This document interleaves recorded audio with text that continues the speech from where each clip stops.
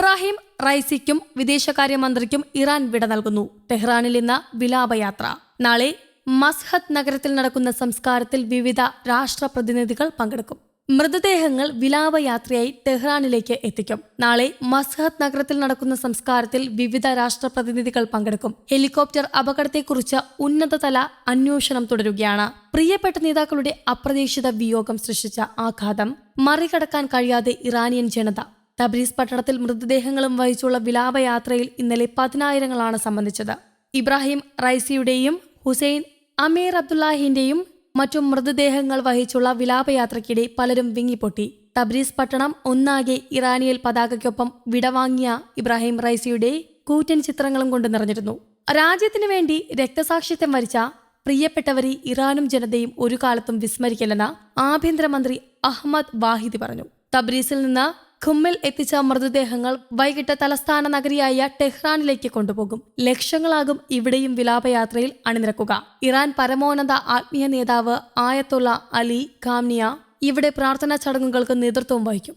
ഇബ്രാഹിം റൈസിയുടെ ജന്മദേശമായ മസ്ഹത്ത് നഗരത്തിലെ ഖബർസ്ഥാനിൽ നാളെയായിരിക്കും സംസ്കാരം. ലോകത്തിന്റെ പല രാജ്യങ്ങളിൽ നിന്നായി നിരവധി പ്രമുഖർ സംസ്കാര ചടങ്ങിൽ പങ്കെടുക്കും. റഷ്യൻ വിദേശകാര്യമന്ത്രി, തുർക്കി പ്രസിഡന്റ്, ഇന്ത്യൻ ഉപരാഷ്ട്രപതി ജഗ്ദീപ് ധൻകർ, ഗൾഫ് ഭരണാധികാരികൾ ഉൾപ്പെടെ നിരവധി പേർ സംസ്കാര ചടങ്ങിനെത്തും. അതിനിടെ ഹെലികോപ്റ്റർ അപകടത്തെക്കുറിച്ചുള്ള ഉന്നതതല അന്വേഷണം ആരംഭിച്ചതായി ഇറാൻ അറിയിച്ചിട്ടുണ്ട്. ഇറാനിയൻ സായുധ സേനാ മേധാവി മേജർ ജനറൽ മുഹമ്മദ് ബഗേരിയാണ് വിദഗ്ധർ ഉൾപ്പെട്ട സംഘത്തെ അന്വേഷണത്തിനായി നിയോഗിച്ചത്. റഷ്യ ഉൾപ്പെടെ പല രാജ്യങ്ങളും അന്വേഷണത്തിൽ സഹകരിക്കാൻ സന്നദ്ധത അറിയിച്ചിട്ടുണ്ട്. അതിനിടെ ഇറാൻ പ്രസിഡന്റ് ഇബ്രാഹിം റൈസി സഞ്ചരിച്ച ഹെലികോപ്റ്റർ അപകടത്തിൽപ്പെട്ടപ്പോൾ ഇറാൻ സഹായം തേടിയിരുന്നതായും എന്നാൽ സാങ്കേതിക പ്രശ്നങ്ങളാൽ അതിനായില്ലെന്നും വൈറ്റ് ഹൌസ് വക്താവ് മാത്യു മില്ലർ അറിയിച്ചു.